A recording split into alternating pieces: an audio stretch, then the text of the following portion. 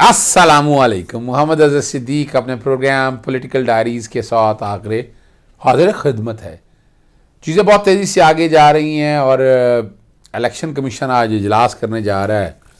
वो 4 कैंडिडेट का वो प्रोफाइल तैयार कर लिया है, कोई हिस्ट्री तैयार कर ली है, बड़ी फुर्तियाँ देख रहे हैं आप। और अब देखना ये है कि वाकई इलेक्शन कमीशन एक गैर जानबदार के तौर पर इसका जो है ना नतीजा निकालता है और वो इन्फ्लुएंस किसी से नहीं होता। मैंने तो इस बारे में जो है ना जी मैं शुरू में ही वो चूँकि मैं दिखा दूंगा ज़्यादा बेहतर रहेगा। मैंने इस बारे में बड़ी वजाहत के साथ बात की है। आइन का आर्टिकल 218(3) बैकग्राउंड पे चल रहा है और 224A और सब आर्टिकल 2 भी चल रहा है, जिसके तहत निगरान वज़ीर आला बनाने का क्या तरीक़ाकार है। दो नाम तीन दिनों के अंदर आने थे, 3 दिन पूरे तो नहीं हुए अभी तक। इलेक्शन कमीशन पता नहीं इतनी जल्दी से क्यों बैठा है। इसका मतलब है या तो अपना स्पीकर ने वो भिजवा दिया है, मेरे पास तो इतला नहीं है। तो अब इसका तरीक़ाकार क्या, मैंने एक और तजवीज़ दी है कि इसमें चाहे आप एक नया नाम दे दें। क्या दे दें? नया नाम दे दें। इलेक्शन कमीशन साफ शफाफ इलेक्शन कराने हैं ना, उसके साथ साथ बाकी मैंने जो गुफ्तगू की है 2 हिस्सों में करेंगे। जहाँ यूँ करते हैं, इस वाले हिस्से में मैंने GNN पे बात की, तो इस वाले हिस्से में सिर्फ़ और सिर्फ इस पोर्शन की बात करते हैं और दूसरा जो है वो एंड में ले जाते हैं। Yes, that's good idea. तो इसमें सिर्फ वो कि क्या तरीक़ाकार होगा, अब आगे क्या हो सकता है, पॉसिबिलिटीज़ क्या हैं, जो कि मैंने बात कर दी, मैं रिपीट नहीं करता। पहले वो वाला पोर्शन सुनिएगा। अच्छा देखिए, जो कि अब लोग बातें करते हैं तो बड़ा मुश्किल है डिफेंड करना।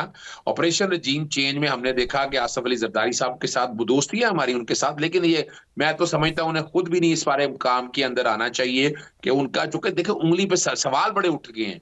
निगरान के ऊपर अगर इस तरह के सवाल उठ जाए ना, उन्हें खुद पीछे हट जाना चाहिए बजाय इस कॉन्टेक्स्ट में। और दूसरा जो बात है ना कि इवल जीनियस अगर हों या जैसे भी हों, अब हमें आप और हमें सबको पता है कि इलेक्शन कमीशन में कुछ मैच चीजें फिक्स हुई हुई हैं कि कल 2 नाम जो गए हैं असूली तौर पर, तो ना ये 4 नाम जो है ना, चारों नामों को अगर आप सामने रखकर देख लें, मैं छोड़ दूं इस बात को, आप ये जितनी कंट्रोवर्सीज आ गई हैं, बल्कि यहां तो चाहिए इलेक्शन कमीशन खुद अपना नाम दे दे और वो खुद दे नहीं ना नाम सकते। कॉन्स्टिट्यूशन के मुताबिक तो उन्हीं नामों में से उन्होंने चूज करना है। लेकिन देखें, एक जो लीगल क्वेश्चन अदर साहब जरा हमारी और देखने वालों की रहनुमाई इस पे कर दें, तो ताहिर मलिक साहब भी कह रहे थे, मैं थोड़ा सा उसको और रिफ्रेश करता हूं। अगर मोहसिन नकवी साहब को लगा दिया जाता है तो ये तो कोई पाबंदी नहीं है बाय द कॉन्स्टिट्यूशन उनके ऊपर कि चूंकि वो मुतनाज़े हो गए हैं, किसी के साथ उनकी एफिलिएशन आ गई है, भाई नाम आ गया वो लग सकते हैं। तो कानून तो नहीं ना रोकता इलेक्शन कमीशन को रोकने से, मोहसिन नकवी को लगाने से रोकता तो नहीं है कानून। देखें, अभी तक तो सवाल चूंकि सारे उठ गए हैं ना, अब उंगलियां उठ गई हैं, बातें उठ गई हैं सारी। एक आदमी ये अनब्लेमिश्ड कैरेक्टर का आदमी होना चाहिए, उसमें कोई दाग धब्बा या उंगली नहीं होनी चाहिए। उनके हवाले से सुनना है, कोई वॉलंटरी रिटर्न किया है, मैं उनमें नहीं जाना चाहता। सवाल बड़ा सीधा सा है कि आपने केयर टेकर सेटअप पे एक ऐसा आदमी लगाना है जिसकी किसी भी तरह से, यानी मिसाल के तौर पर अगर नवाज मेरा साहब देखा जाए, उनका किसी पार्टी में टिल्ट मुझे नजर नहीं आता। मैं चीमा साहब की बात करता हूँ, नवीद, हालांकि उनका ताल्लुक अपना पाकिस्तान मुस्लिम लीग नून के साथ चला आ रहा है। नासिर खोसा उनके नाम थे, पाकिस्तान तहरीक इंसाफ और जगह लगता या नहीं लगता। लेकिन एक बात बड़ी वाज़ेह है, आहद चीमा के बारे में, आहद चीमा DGLDA रहे हैं, मैंने उनके खिलाफ कई रेफरेंसेस फाइल की हैं। तो वहां अगर मामला तो वहां देखें, अगर यहाँ कोई अकलमंद माजरत का बुरा ना लग जाए किसी को मेरी इस बात का, तो ये बड़ा आसान काम था। इनमें से मैं जिसका किसी का नाम निकाल रहा हूँ उसी पे नाम पे कंसेंसस कर दें, बात खत्म हो गई। अदर साहब, ये जो दोनों बंदे लगाए, जो नाम, जी आपने वो पोर्शन सुन लिया। आखिर में मैं जो है ना जो मनी लॉन्ड्रिंग वाला और बाकी चीज़ों में मैंने जो गुफ्तगू की, बड़ी मज़ेदार गुफ्तगू है, वो आखिर में आप सुनिएगा। दोबारा गिनती में वो नताइज तब्दील किए जा रहे हैं। हाफिज़ नईमुर्रहमान ने कहा 40 हलकों में हमारा मैंडेट चुरा लिया गया, अली जैदी कहते हैं। और हाफिज़ नईमुर्रहमान ने कहा कि जमात इस्लामी अपना मेयर बनाएगी, हमारे मैंडेट को तस्लीम किया जाए। तो दोबारा गिनती की दरख्वास्तें देकर नताइज बदले जा रहे हैं। PTI अली रहनुमा जैदी का कहना है कि 40 साल के ऐसे जहाँ हमारा मैंडेट चुराया गया है। और वो प्रेस कॉन्फ्रेंस करते हाफिज़ नईमुर्रहमान ने अली जैदी और उसकी टीम पर हमले की मजम्मत की और उन्होंने कहना कि बल्दियाती इलेक्शन में लोगों ने अपनी राय का इजहार किया। वोटिंग के बाद फॉर्म 11 नहीं मिल रहे, दोबारा गिनती हुई, UCs के नताइज बदले गए। फॉर्म 11 मिले तो नताइज बदलने शुरू कर दिए गए, सबके सामने हैं, DORs पर तहफ़्फ़ुज़ात हैं। अगर जायज़ तरीके से पीपल्स पार्टी भी दीजिए तो हमें क्या एतराज़ हो सकता है। सबके मैंडेट का एहतराम करेंगे, इसलिए जानना ज़रूरी है। ये मामला आ गया हाफ़िज़ नईम रहमान शहर के मैंडेट। अब यहाँ मेरी कुछ पीपल्स पार्टी के जो दोस्त हैं, मेरी उनके साथ गुफ्तगू हुई, और वैसे यहाँ पर मैं बताना चलूँ कि 2 अरकान पर मुश्तमिल एक कमेटी बनाई है।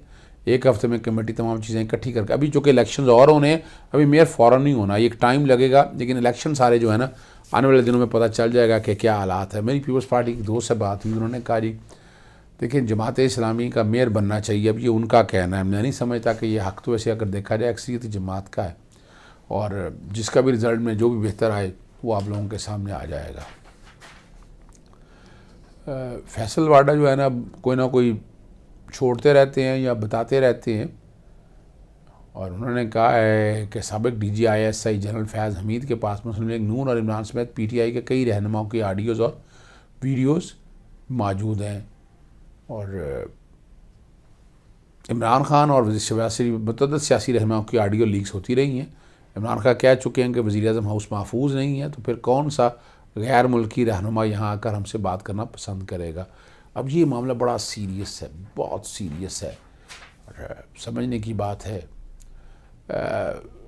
PDM का जो है ना मुस्तकबिल वो नविश्ता दीवार है। कौम अब बेसब्री से इंतज़ार कर रही है इंतखाबात का। हुकूमत बौखलाहट का शिकार है, नींदें हराम हुई हैं, और कौमी असेंबली से स्पीकर और डिप्टी स्पीकर सामना करने से भागते फिर रहे हैं। और कौम अब इंतखाबात देखना चाहती है और इंतखाबात की तरफ चलना चाहिए। इलेक्शन कमीशन ने फंड्स भी रख दिए हैं। अब नेशनल असेंबली अगर आज डिज़ाल्व हो जाए तो मसले ही मसाइल सारे हल हो जाएंगे। कोई मुश्किल काम मुझे नज़र नहीं आता है।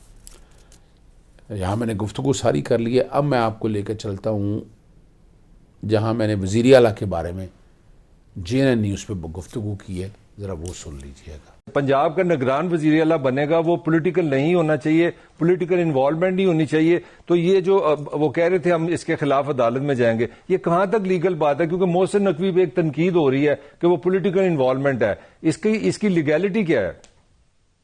अच्छा देखिए, जो कि अब लोग बातें करते हैं तो बड़ा मुश्किल है डिफेंड करना। ऑपरेशन रजीम चेंज में हमने देखा कि आसफ अली जरदारी साहब के साथ दोस्ती है हमारी उनके साथ, लेकिन ये मैं तो समझता हूं उन्हें खुद भी नहीं इस बारे काम के अंदर आना चाहिए कि उनका जो कि देखिए उंगली पे सवाल बड़े उठ गए हैं।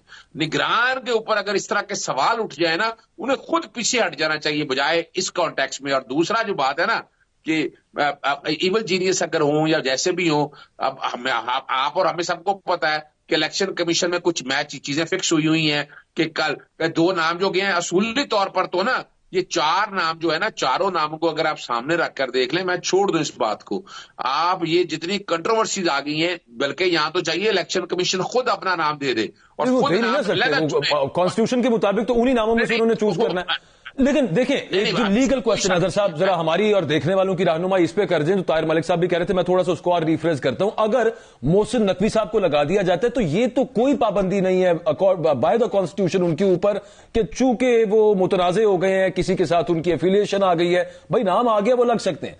तो कानून तो नहीं ना रोकता इलेक्शन कमीशन को रोकने से, मोहसिन नकवी को लगाने से रोकता तो नहीं है कानून। देखें अभी तक तो सवाल चूंकि सारे उठ गए हैं ना, अब उंगलियां उठ गई हैं, बातें उठ गई हैं सारी। एक आदमी ये अनब्लेमिश कैरेक्टर का आदमी होना चाहिए, उसमें कोई दाग धब्बा या उंगली नहीं होनी चाहिए। उनके हवाले से सुनना है कोई वॉलंटरी रिटर्न किया है, मैं उनमें नहीं जाना चाहता। सवाल बड़ा सीधा सा है कि आपने केयर टेकर सेटअप पे एक ऐसा आदमी लगाना है जिसकी किसी भी तरह से, यानी मिसाल के तौर पर अगर नवाज मेहरा साहब देखा जाए, उनका किसी पार्टी में टिल्ट मुझे नजर नहीं आता। मैं चीमा साहब की बात करता हूं, नवीद, हालांकि उनका ताल्लुक अपना पाकिस्तान मुस्लिम लीग नून के साथ चला आ रहा है। नासिर खोसा उनके नाम थे, पाकिस्तान तहरीक इंसाफ और जगह लगता है या नहीं लगता। लेकिन एक बात बड़ी वाज़ेह है, आहद चीमा के बारे में, आहद चीमा DGLDA रहे हैं, मैंने उनके खिलाफ कई रेफरेंसेस फाइल किए हैं। इधर से आहद चीमा का नाम आ गया, इधर से अहमद नवाज सुखेरा का नाम आ गया। सुखेरा साहब अभी ऑन जॉब है, उन्होंने रिलिंक्विश करनी है अपनी जो उनकी जितनी भी सर्विस रह गई हुई है, उससे पहले आपने नाम दे दिया। ये किस किस्म का फैसला था? मुझे तो इसकी भी समझ नहीं आ रही, तहरीक इंसाफ ने ये नाम क्यों दिया? अच्छा, मैं चूंकि यहाँ वजह ये है कि चीफ मिनिस्टर वगैरह के ऊपर तो कंडीशन ऐसी नहीं है। जहां तक आपने पार्लियामेंटेरियन बनना है, अगर एमएनए वगैरह बनना है ना, तो चूंकि ये इलेक्शन लड़ नहीं सकते। एमएनए के या एमपीए बनना है तो उसके लिए है कि 2 साल की सर्विस आपने छोड़ के आना है। लेकिन ये डिवाइडेड है ना सर इस पे भी ओपिनियन, बहुत सारे कानूनदान ये कहते हैं कि जी जी मैं इसीलिए देखिए, मैं इसीलिए क्या हल दे रहा हूं, क्योंकि उंगलियां उठ गई ना, चारों नामों पे उंगली उठ गई। छोड़े इस बात को, चारों नामों पे उंगलियां उठ गई हैं। तो इन हालात के अंदर जब चारों नामों के ऊपर उंगलियां उठ जाएं तो कानून बड़ा, आइन बड़ा क्लियर है। इलेक्शन साफ साफ करानी है, इलेक्शन कमीशन है इस वक्त। इलेक्शन कमीशन आइन के आर्टिकल 218(3) के तहत मैं समझता हूं उन्हें कोई 5वां नाम, कोई और नाम जिसपे किसी को कर ना हो, वो बैठ के उसका बनाए कि यहाँ जो इस तरह हो गई है, वो मीटिंग बिठाएं। मीटिंग बिठाने के बाद वो कहें जी चूंकि यहाँ नाम बड़े, उंगलियां बड़ी उठ गई हैं, इसलिए हम समझते हैं कि साफ साफ इलेक्शन को जिम्मेदारी उनकी है। अच्छा चलिए, बिल्कुल ठीक हो गया। अब बात सर खत्म करते हैं। बात ये है कि ये बात आपकी दुरुस्त है, लेकिन मोरालिटी कितनी कोई हम जितनी देर से डिस्कस कर रहे हैं, कौन सी इसके अंदर मोरालिटी है?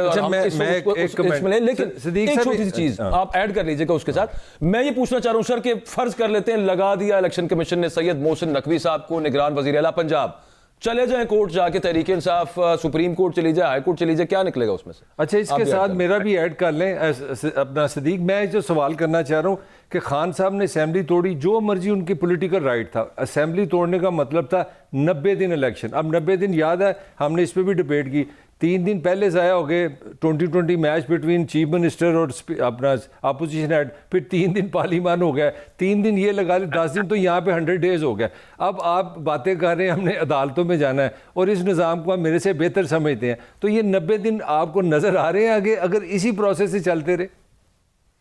अच्छा, जिस किसी ने भी मशवरा ये सोचा हुआ है कि इसको चैलेंज करना है, पहली बात तो मैं समझता हूं कि हमारी अदालतें ना इस मामले में इंटरफियर नहीं करेंगी, जो कि मामला ये एक्सरसाइज ऑफ डिस्क्रिशन का है, इख्तियार के इस्तेमाल करने का है। और चूंकि केयर टेकर सेटअप के ऊपर बड़ी कदगने हैं, ट्रांसफर पोस्टिंग वाला को 10 के करीब जजमेंटें मौजूद है कि उनका इख्तियार कितना का है। यहाँ जो बात बड़ी सिंपल सी बात है, अगर इसको आप चैलेंज करेंगे इसका मतलब है इलेक्शन आप खुद डिले करेंगे, और ये रीजनिंग बनेगी आर्टिकल 254 के साथ जब मिलाकर नजर आ रहा है। ये जितने मनी लॉन्ड्रिंग के केसेस है वो खत्म कराने हैं, और इसी तरह चेयरमैन नैब लगाना, ये सारी मैं बातें कह चुका हूँ। ये ध्यान में रखिएगा कि आपको पता है जो पनामा केस था एवनफील्ड का, जी हाँ, ओपन एंड शट केस है। प्रॉपर्टी खरीदी उन्होंने, मनी ट्रेल कोई नहीं, कैसा नहीं गया, और उसमें अपील फाइल नहीं की। मैं उसको हुदैबिया 2 कहता हूँ। हुदैबिया 1 में ऐसा हुआ था, अपील फाइल नहीं की गई। फिर इससे पहले शहबाज शरीफ को जब 16 अरब के केस में जब बरी किया, तो उसमें भी अभी तक अपील फाइल नहीं की। क्यों अपील फाइल नहीं की? ये है महकमा FIA राना सनाउल्लाह के अंडर आता है। राना सनाउल्लाह तो मौजूदा गवर्नमेंट के, और इसीलिए अभी तक देखे जो कोई भी है गलत है या सही है, उसकी अपील तो फाइल करनी चाहिए थी ना, अपील क्यों नहीं फाइल की? और ये नैब के अंदर भी ये हुआ, और इस केस के अंदर भी देखें, बड़ी सिंपल सी बात है, अगर तो वाकई जायज तरीके से है। और ये ओपन शट केस किस तरह से है? पाकिस्तान से मुश्ताक चीनी, पाकिस्तान से पैसा जाता है हुंडी के जरिए, और बकायदा सबूत मौजूद है कि किस तरह पैसा लेरिंग के जरिए वहां गया, और फिर वहां जो लोग हैं जो कभी दुबई गए नहीं, कभी बाहर, लेकिन उनके अकाउंटों से पैसा आ रहा है यहाँ पर, और वो पैसा जो है वो फॉरेन एक्सचेंज रेगुलेशन एक्ट के तहत कह रहे हैं कि फॉरेन रेमिटेंस आ रही है, तो इसलिए इसमें टैक्स भी नहीं होगा। वो क्वेश्चन तो है कि एक डर्टी मनी है, जो डर्टी मनी है पहले दिन से, और उनके पास पाकिस्तान में सोर्स नहीं है। या देखें, आपको एक दफा पहले भी कहा है, हाँ ताहिर मलिक साहब बैठे हैं, बताएंगे, इनके भी इनामी बॉन्ड निकलते रहे हैं, बड़े बड़े इनामी बॉन्ड निकले हैं इनके, या को बाहर से पैसे भेजते हैं, या इनामी बॉन्ड निकलते हैं, या तोहफे लेते हैं, बड़े इनामी बॉन्ड। ये बड़ी तारीखी बात बता रहा हूँ मैं आपको, ये हकीकत है। यानी पैसा इस तरह तो वाइड किया जाता रहा है, और आप कहें कि जनाब है कोई सोर्स नहीं। एक मिसाल के तौर पर अजहर सिद्दीक जो है, कल एक स्मगलर, मैं वैसे मजाक कर कह रहा हूँ, स्मगलर ना बता दीजिएगा मुझे, अजहर सिद्दीक वकालत भी करता है, स्मगलिंग भी करता है। स्मगलिंग से जो पैसा आता है वो डिक्लेयर कर देता है कि जनाब ये स्मगलिंग का पैसा है। अब क्या जो स्मगलिंग का पैसा है वो वाइट तो हो जाएगा चले, लेकिन क्या वो जो जुर्म है वो जुर्म खत्म हो जाएगा?